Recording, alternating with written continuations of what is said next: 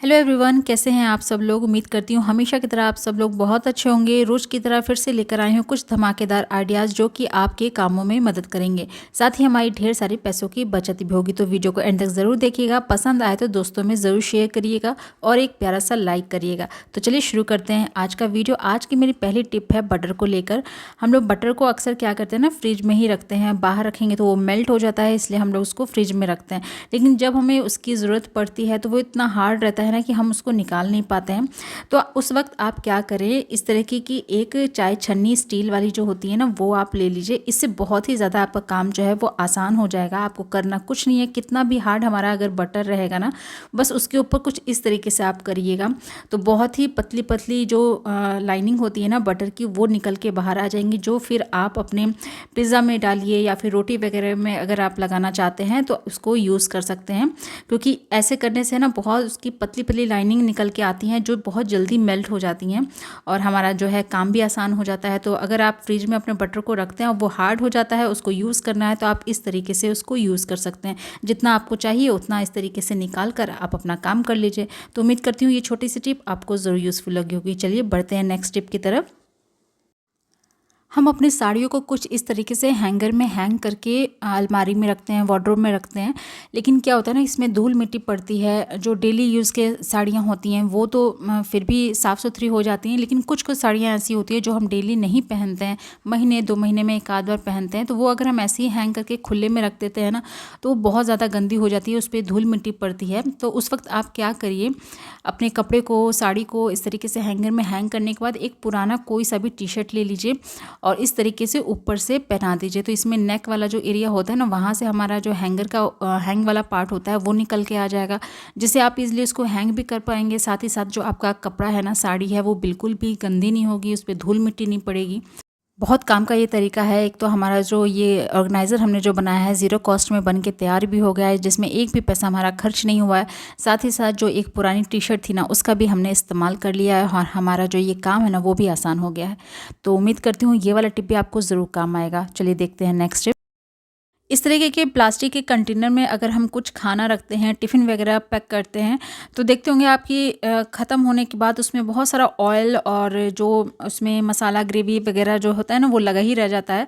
कई बार हम इसको अच्छे से वॉश भी कर देते हैं, लेकिन उसकी अंदर से एक स्मेल आने लगती है। तो उस टाइम आप क्या करिए, इस तरीके से कुछ थोड़ा सा न्यूज़पेपर ले लीजिए और उसके कुछ टुकड़े आप डाल दीजिए। अगर आपके पास टिश्यू पेपर है तो आप वो भी यूज़ कर सकते हैं। उसके बाद थोड़ा इसमें गर्म पानी ऐड कर दीजिए। तो ये जो गर्म पानी था ना, इसमें मैंने थोड़ा सा चाय पत्ती का भी ऐड किया था। उसके बाद कुछ इस तरीके से आप उसको हिलाइएगा ना, तो जितना भी ऑयल और मसाला ग्रेवी वगैरह लगा होगा ना, वो सब निकल आएगा। उसके बाद एक पेपर से आप उसको इस तरीके से क्लीन करिए। तो उसमें जो स्मेल आती है ना, क्योंकि प्लास्टिक के कंटेनर्स में से अगर उसको अच्छे से क्लीन ना करिए ना, तो एक स्मेल भी आ जाती है। साथ ही साथ जो हल्दी का स्पॉट होता है ना, दाग होता है, वो भी रह जाता है। तो यहाँ पर देखिए, एक सूखा पेपर आप लीजिए, कुछ इस तरीके से आप उसको वाइप कर दीजिए। तो यहाँ पर अब आपको इसको अलग से ऐसे कुछ खास धोने की ज़रूरत भी नहीं पड़ेगी। अगर आप चाहे तो इसको एक बार साबुन से धोकर और फिर यूज़ करिए। और इस तरीके से जो आपके प्लास्टिक के कंटेनर्स है ना, उसमें से स्मेल भी चली जाएगी। साथ ही साथ जो ऑयल लगा रहता है ना, वो भी एक बार में साफ़ हो जाएगा। तो ज़रूर ट्राई करिएगा। बढ़ते हैं नेक्स्ट स्टेप की तरफ। कई बार दोस्तों ऐसा होता है ना कि हम कुकर में खाना बनाने जा रहे हैं, लेकिन कुकर में ठीक से प्रेशर नहीं पड़ता है, जिसका कारण होता है जो गैस्केट होती है ना, ये लूज़ पड़ जाती है। तो उस वक्त हम इमरजेंसी में तो कोई जाके मार्केट से तुरंत उसी वक्त ख़रीद नहीं सकते हैं ना। तो इसको फेंकने से पहले, डिस्कार्ड करने से पहले आप एक काम कर सकते हैं। ये जो रबड़ होता है ना, इसको आप रख दीजिए फ्रीजर में। जब ये लूज़ हो जाए, अच्छे से गैस नहीं पकड़े ना, उस टाइम ये ट्रिक आप यूज़ कर सकते हैं।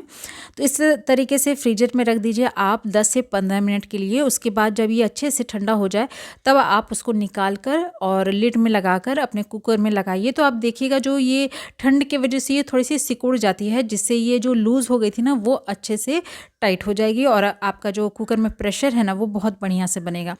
साथ ही साथ एक तरीका और आप यूज़ कर सकते हैं। जब आपका गैस्केट लूज़ हो जाए, अंदर से जो प्रेशर है कहीं से लीक कर रहा हो, तो उस साइड आप क्या करिए, इस तरीके से ये जो रबर बैंड होते हैं ना, ये वाले रबर बैंड कुछ इस तरीके से अगर आप टाई कर देंगे, 2-3 आपको लगे कि जिस हिसाब से आपका रबर जो है वो टाइट हो जाएगा, उतनी रबर आप इसमें इस तरीके से फंसा कर और अपने कुकर में लगाइएगा। तो आप देखिएगा बहुत ही अच्छे से प्रेशर पड़ने लगेगा। लेकिन ये सारी जो ट्रिक्स है ना, आप इमरजेंसी में यूज़ करिएगा। जब भी आपको मौका मिले तो आप प्लीज़ जो है अपने गैस्केट को चेंज भी कर लीजिएगा।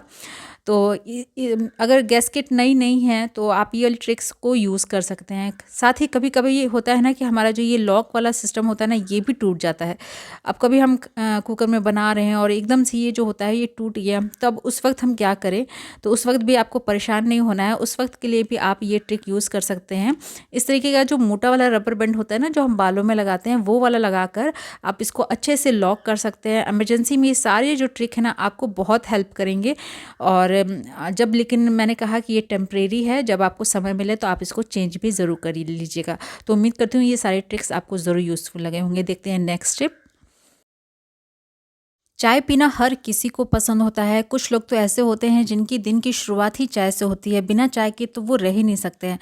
पर जो ये चाय पत्ती हम खरीद कर लेकर आते हैं, क्या वो अच्छी है, ओरिजिनल है, ये हम कैसे चेक करें?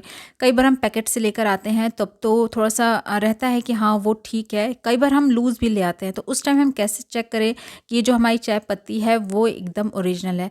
तो अब आप क्या करिए कि इस तरीके का एक ग्लास ले लीजिए। आप स्टील का भी ग्लास ले सकते हैं, लेकिन अगर आप शीशे का ग्लास लीजिएगा ना तो अच्छे से आपको पता चलेगा। उसमें इस तरीके से थोड़ा-सा पानी रखने के बाद 2 चम्मच चाय पत्ती रख दीजिए और उसको इस तरीके से मिलाइए। ये जो इसमें हल्का सा ब्राउन सा रंग है ना, ये तो आपके ओरिजिनल चाय पत्ती का ही रंग है। लेकिन अगर किसी तरह की इसमें कलर कोई मिक्स रहेगा ना, तो ये एकदम डार्क ब्राउन ब्लैक सा लगने लगेगा। तो इस तरीके से आप पता कर सकते हैं कि जो आप चाय पत्ती यूज़ कर रहे हैं ना, वो ओरिजिनल है कि नहीं। साथ ही साथ इस तरीके से आप हाथों में थोड़ा-सा चाय पत्ती रखकर और सूखा इस तरीके से हाथों से फिंगर से मलिए उसको।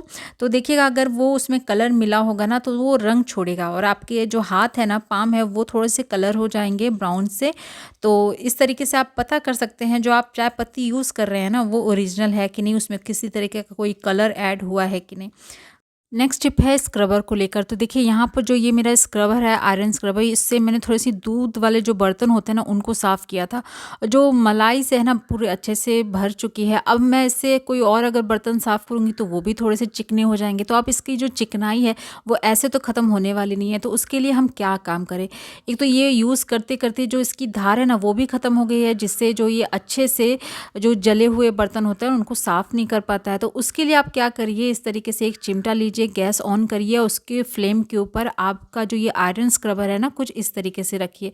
जितनी भी चिकनाई होगी, उसमें गंदगी होगी, एक तो वो सबको जला देगी और साथ ही साथ चिकनाई को ख़त्म कर देगी। और इसकी जो शार्पनेस है ना, जो तार की जो शार्पनेस है, उसको भी काफ़ी हद तक तेज कर देगी, जिसके बाद आप जो है इसका बहुत ही अच्छे से इस्तेमाल कर पाएंगे। और काफ़ी ज़्यादा ये मजबूत भी हो जाती है, क्योंकि पुराना होता है ना, तो यूज़ करते करते आप देखते होंगे जो तार है ना टूट टूट के निकलते हैं।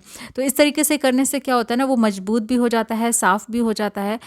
तो इस तरीके से आप 10 दिन पर, हफ्ते दिन पर ज़रूर किया करिए, क्योंकि जिससे हम अपने खाने खाने के बर्तन धोते हैं ना, तो उसको भी तो हमें क्लीन रखना बहुत ज़्यादा ज़रूरी है। क्योंकि अगर उसको अच्छे से साफ़ नहीं करेंगे तो एक अजीब सी स्मेल भी आने लग जाती है। तो उम्मीद करती हूँ ये छोटा सा टिप भी आपको अपनी डेली लाइफ में ज़रूर काम आएगा। तो दोस्तों ये था आज का यूज़फुल वीडियो। उम्मीद करती हूँ आज के सारे टिप्स और ट्रिक्स आपको ज़रूर यूज़फुल लगे होंगे। वीडियो अच्छा लगा है तो इसे ज़्यादा से ज़्यादा शेयर करिएगा अपने फैमिली और फ्रेंड्स में, और एक प्यारा सा लाइक भी ज़रूर करिएगा। कमेंट बॉक्स में ज़रूर बताइएगा आप मेरा वीडियो कहाँ से देख रहे हैं। कल फिर मिलती हूँ ऐसी एक नए वीडियो के साथ, कुछ नए टिप्स और ट्रिक के साथ। तब तक के लिए अपना ख्याल रखिएगा। Good bye.